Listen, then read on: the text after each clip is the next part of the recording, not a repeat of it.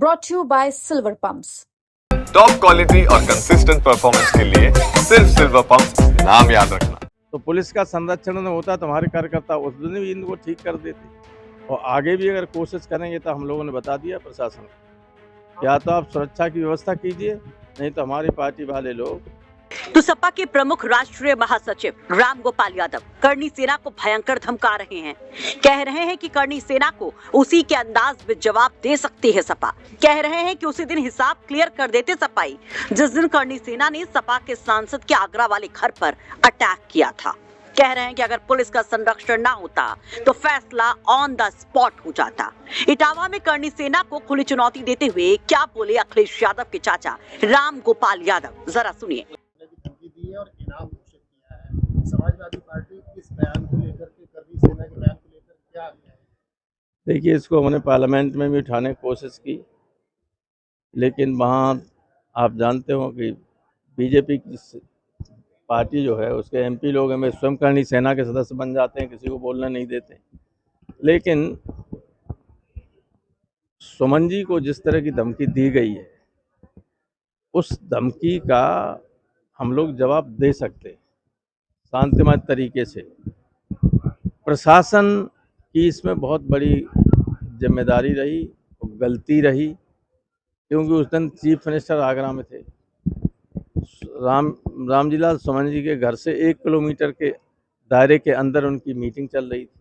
आप जानते, शहर में अगर मुख्यमंत्री हो तो चप्पे चप्पे पर पुलिस की नज़र रहती है, और ये 15 किलोमीटर पुलिस के साये में ही आए रामजीलाल के घर, सुमन के मकान तक। तो पुलिस का संरक्षण न होता तो हमारे कार्यकर्ता उस दिन भी इनको ठीक कर देते और आगे भी अगर कोशिश करेंगे तो हम लोगों ने बता दिया प्रशासन को, या तो आप सुरक्षा की व्यवस्था कीजिए, नहीं तो हमारी पार्टी वाले लोग।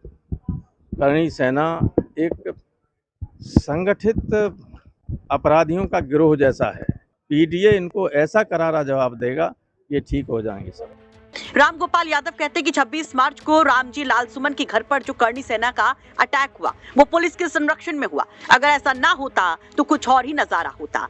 वैसे करनी सेना के उस दिन के हमले का एक वीडियो भी वायरल हो रहा है, जिसमें रामजी लाल सुमन के घर की छत से पथराव किया जा रहा है। उसमें कुछ नकाबपोश लोग भी नजर आते हैं। करनी सेना इस वीडियो के हवाले से दावा करती है कि रामजी लाल सुमन की ओर से करनी सेना पर हमला किया गया। करनी सेना के अध्यक्ष की ओर से तो ये भी दावा किया जाता है कि करनी सेना के लोग बस राणा सांगा पर सांसद के बयान पर जवाब मांगने गए थे, लेकिन उनके घर की छत से ईंट पत्थर फेंके गए।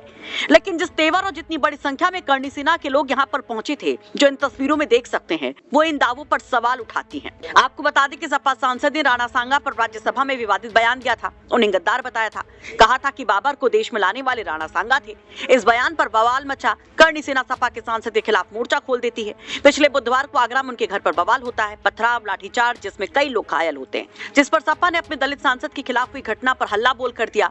घटना के कुछ घंटे बाद ही राम गोपाल यादव आगरा भी पहुंच गए थे रामजी लाल सुमन के घर पर, उनके बेटे से पूरा हाल चाल जानने, और सीधे कह दिया था कि अगर करनी सेना के लोगों के खिलाफ एक्शन नहीं हुआ तो ईद के बाद योगी सरकार को हिलाकर रख देंगे।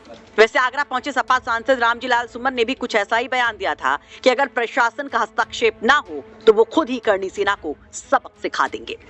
लेकिन अब जिस तरह से राम गोपाल यादव ने बयान दिया है, उस पर आप क्या कहेंगे? कमेंट बॉक्स में अपनी राय जरूर रखिए। इटावा से अमित तिवारी की रिपोर्ट, यूपी तक।